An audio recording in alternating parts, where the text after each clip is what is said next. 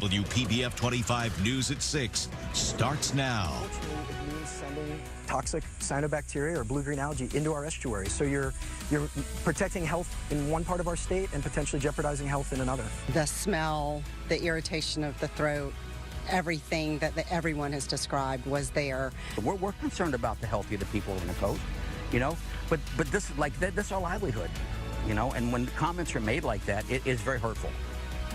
Right now at 6, algae-ridden water once again flowing from Lake Okeechobee into local waterways as the Army Corps of Engineers starts water discharges again after a 13-day moratorium. The so-called pulse releases, rather than a constant water flow, resumed this morning at the rate of 1 billion gallons a day.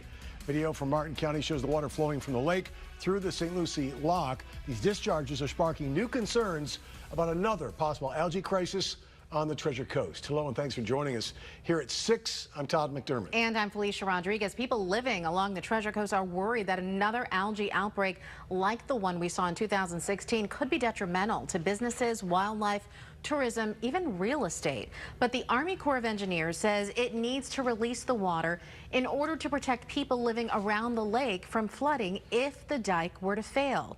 We have live team coverage tonight on the algae crisis. We begin with Terry Parker in Martin County. The floodgates here are open. Billions of cubic feet of water rushing east right now, much of it laden with algae. We went out to Lake Okeechobee today to see where that algae formation begins. And we also talked to an Okeechobee County commissioner who says they've got their own side of the story and they're not to blame for the toxic algae problems. This is how Lake Okeechobee looks with the floodgates open. You can see from Skydrone 25 the bright green algae moving from the limb into this canal that goes east, carrying the blue-green algae with it. And coming here to the St. Lucie Lock and Dam, where floodgates are open for the first time in 2 weeks.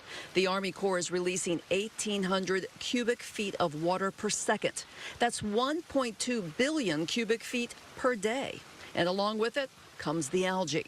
For many who live on the rivers and waterways on the coast decimated by toxic algae blooms 2 years ago, these algae-laden releases seem disastrous. People are very sensitive about that because people out in Okeechobee are very conscious about this lake because for a large portion of it, it's our bread and butter. Okeechobee Commissioner Bryant Culpepper says Lake Okeechobee, or the people who make their living off the lake, are not to blame when it comes to toxic algae. He says when the dams are closed, the water in the lake heats up, and with no movement, algae forms. When you get the lake and that wind blowing from the west, from the northwest, it pushes it right to this side where these locks are. The Corps says it has to open the dams to lower the level of the lake to prevent possible catastrophic flooding if the dike breaks. Culpepper agrees, and he says the algae here doesn't cause toxic problems until it picks up agricultural runoff and septic tank contaminants further east. I don't think that we're risking their health. What's risking their health is the effluent from the septic tanks and drain fields. That's risking their health. Bryant Culpepper tells me that the lake is perfectly healthy now. The fish are big and plentiful, and they're having the biggest bass tournament in the country. He says the algae becomes truly toxic after it leaves their lake. Terry Parker, WPBF 25 News. Terry, thank you. Disturbing images from Florida's west coast shows dead ducks floating in algae-coated waterways. These are photos from Cape Coral. And video from Martin County tonight shows a manatee trying to poke its nose through the blue-green slime. FWC officials are still investigating how the algae impacts wildlife, but some people believe the animals that live in the affected areas are struggling to survive. Angela Rozier is live for us tonight in Martin County with the story all new at 6. Ange? Felicia, according to the U.S. Fish and Wildlife Service website, and I quote here, federal biologists say no direct health effects on manatees have been confirmed related to the blue-green algae bloom occurring in and around the St. Lucie River. But when people see the pictures and the video you're about to see, they're concerned. Take a look at this. It's a manatee and appears to be eating algae off of this wall at a stored marina. We've had several manatees, one out on the front wall that was alive but was eating the algae off the wall along with the barnacles. And look at this. This sea cow was seen in the water near the St. Lucie Lock and Dam, also in Stewart. also swimming in green slime. It's not the only video we've seen recently that shows mammals and algae crossing paths. Unfortunately, these ducks were spotted floating in the algae on the west coast of Florida in Cape Coral. We reached out to officials with the Florida Fish and Wildlife Conservation Commission to find out how blue-green algae is impacting marine life. FWC officials released a statement which in part reads, "We are monitoring reports for affected wildlife and are responding to reports of fish kills and or sick or dead wildlife in both fresh and marine waters." FWC officials would also like to get the public's help by participating in their water sampling program and hopefully allowing them to increase their sample coverage. Samples that might help wildlife officials figure out the role concerning algae blooms and wildlife. And FWC officials also say if you see a sick, injured, or dead manatee, to call their wildlife alert hotline. Reporting live in Stewart, Angela Rozier, WPBF 25 News. Angela, thank you for that. Right now, the water level in Lake Okeechobee is about 14.5 feet. The Army Corps of Engineers likes to keep the level between 12.5 feet and 15.5 feet during the Atlantic hurricane season, which does not end until November. And at a certain point, the water has to be released to protect the strength of the very old dike that's around Lake O to reduce the flood risk. That dike, the Herbert Hoover Dike, was built after flooding unleashed by 2 catastrophic hurricanes killed thousands of people in the 1920s. The 1928 Okeechobee hurricane, as it's known, dropped more than 18 inches of rain on South Florida in less than 24 hours. 140-mile-an-hour winds caused storm surge to overflow a smaller dike that had to be built at the south end of the lake. Belglade, Pahokee, South Bay, and other surrounding communities were flooded. At least 2,500 people were killed, making it the second deadliest natural disaster in the U.S. at that time. The Army Corps of Engineers says a major breach today would threaten 37,000 people who live around Lake Okeechobee. Now stay with WPBF 25 News as we devote extensive coverage to the algae crisis and controversy. Now's a great time to download our free mobile news app. We'll post any updates to our website. That's WPBF.com. We'll also send out breaking push alerts right to your smartphone.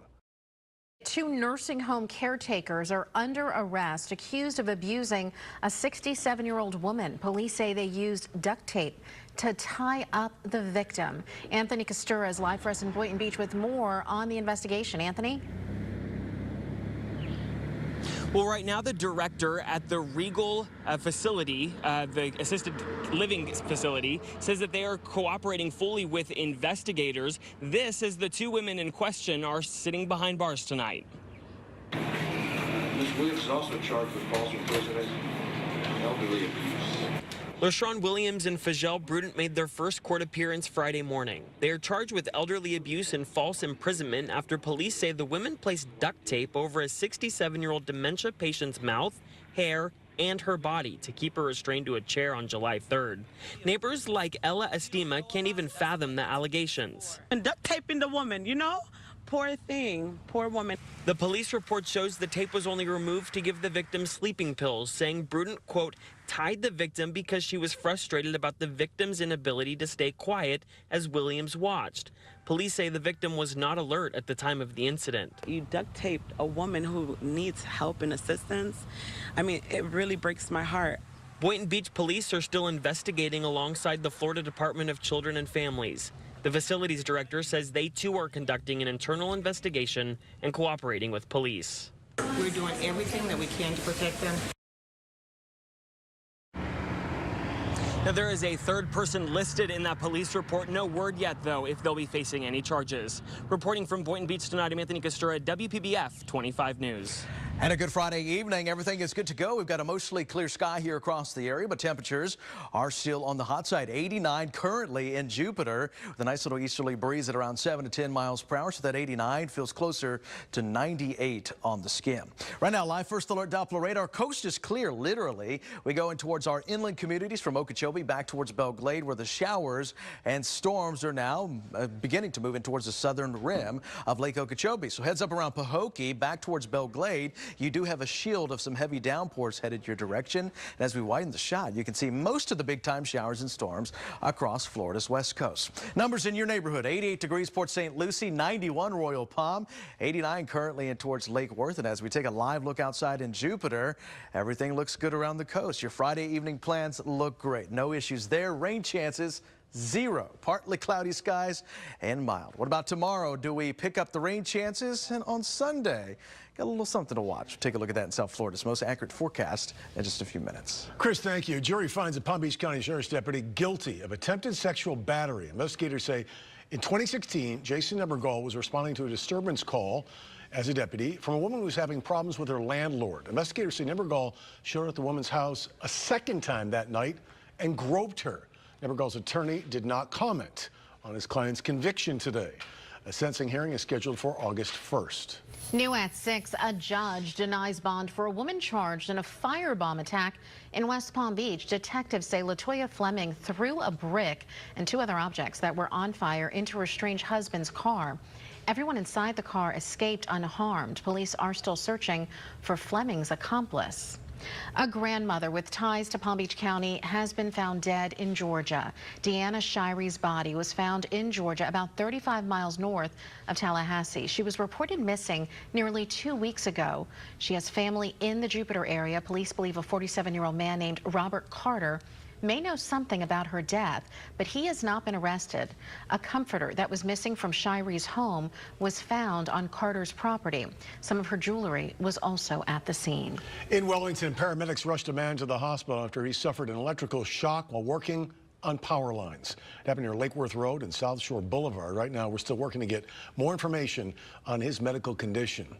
And Governor Rick Scott taking executive action now after a new law that was passed by the legislature and signed by the governor sparked confusion over beach access all over Florida. The law, which went into effect July 1st, gives more rights to private beach owners to stop public beachgoers from using the beach. Our co-anchor Tiffany Kenny in the studio now with more on what the executive order actually means. Tiff? Well, Todd, we first told you about this issue in my special report that aired in May. Yesterday, Governor Scott signed an executive order to try to clear up some of the confusion. He wants people to understand that this new law does not make all public beaches private. Here's how it works. In Florida, many homeowners own the dry sand down to the average high water line.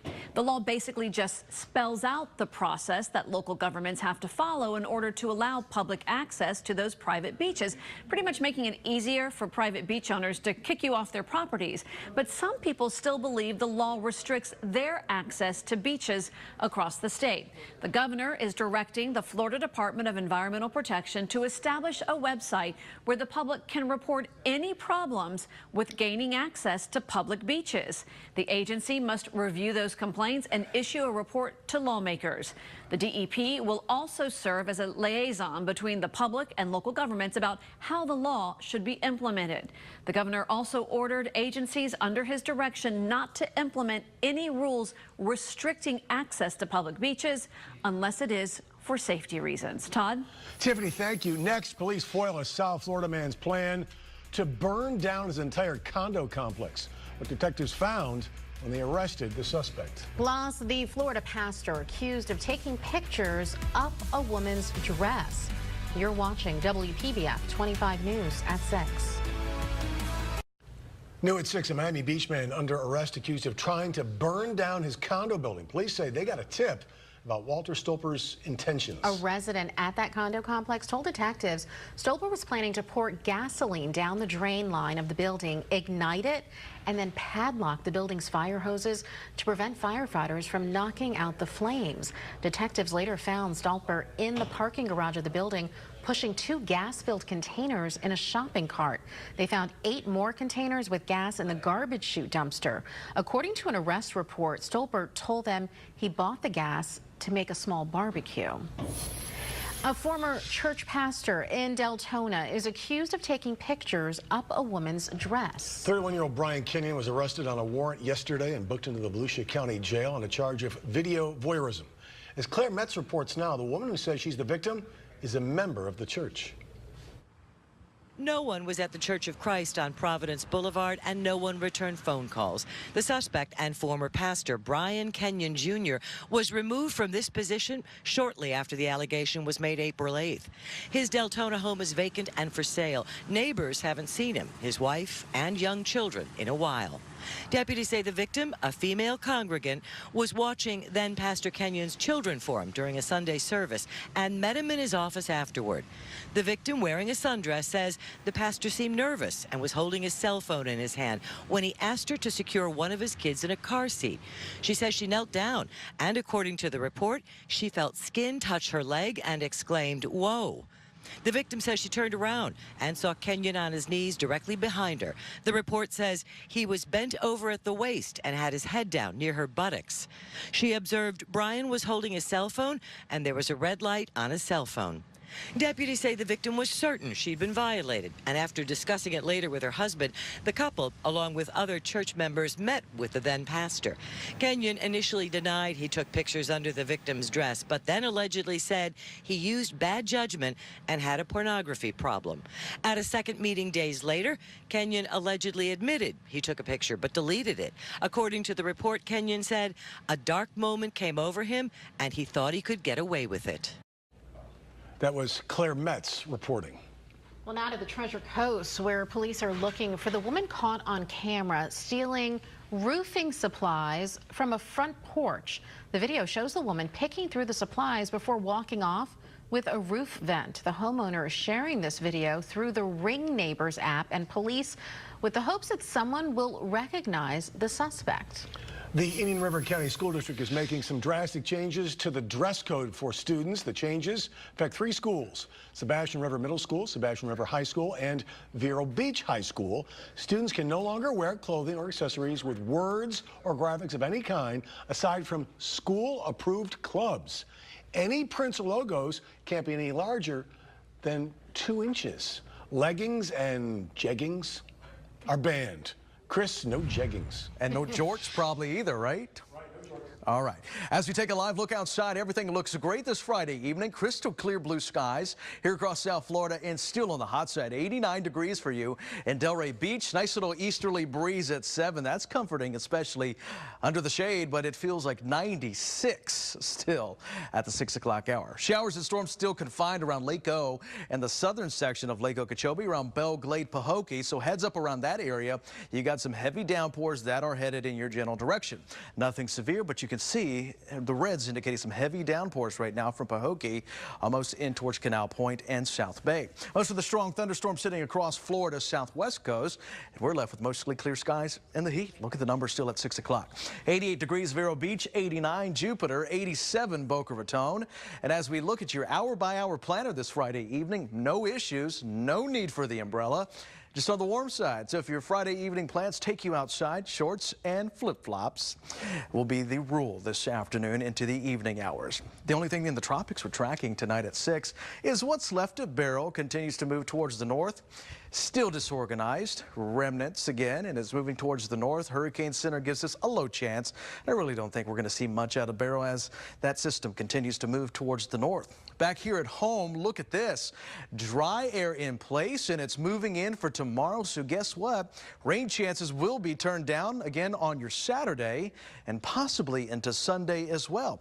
And we get that agreement with our future track. Look at tonight. Everyone's clear. We start to move all those showers out towards the southwest. Then look at tomorrow. Morning sunshine leads to afternoon sunshine. Rain chances only about 20% or less on your Saturday, and that dry trend could stick around on Sunday as well. Forecast for tonight, everyone's quiet, mostly clear, nice and mild. Nice little ocean breeze anywhere between 5 and 10, down to around 75. Tomorrow, back to the heat. It's going to be another scorcher, 91 degrees, mostly sunny skies, very hot. Rain chances very low, only at 20%. Your boating forecast looks great for your Saturday. Water temperature nice and warm at 84. Moderate risks of rip currents in those seas are 1 to 2 feet. South Florida's most accurate. Ooh, love this dry weekend. 91, 20% chance for showers and storms, and we really don't pick that in a long time. So get out to the beach, use a lot of sunscreen, and drink lots of fluids. Can we trust this? I mean, come on, no rain? Can you trust this? This is South Florida's most accurate forecast, Todd. And it's South Florida. And it's summer, so you never know. We'll see. Thanks, Chris. Tonight at 11, the South Florida veteran who had his dream come true. Why his wish involved these night vision goggles. That story and more tonight, WPBF 25 News at 11. Calling all teens. A free event is happening tomorrow in downtown West Palm Beach. The summer-long program is called Teens Unite. The goal is to give teenagers a safe and fun place to hang out during the summer while they're out of school. And it won't be that much longer. There have already been several successful events thanks to multiple organizations. We have a whole lot of activities. We have music. Teens love music, so we have a local DJ there, Digital Vibes, but we also have open gym where the young men can play basketball. We have a game bus, the Norton Museum of the Arts. They come in and provide activities, artistic activities, and we feed them. And we feed them. That's Teenagers good. need to be fed. Here are details for you. Teens Unite begins tomorrow night at 7 o'clock at the Salvation Army on Rosemary Road in West Palm Beach. It's free if you're 12 to 18 years old. Sounds like a lot of fun. And new at 6, the Jensen Beach Causeway will be closed until tomorrow because of an event. The Martin Health Foundation is hosting its annual Goombay Bash. The closure includes Jensen Beach Causeway Park, boat ramps, and pavilions. It will reopen tomorrow at midnight. Tonight, after the chaos created on the world stage, President Trump drawing new protests overseas. Now, America waits to see what happens when he comes face-to-face with Vladimir Putin. World News Tonight with David Mueller, America's most watched newscast. You all worked hard this week, so you get a dry weekend. You get a dry weekend, and you get a dry weekend. Because you deserve it. Kind of like quoting Oprah, but not. We'll see you at 11. Have a great night. World News is next.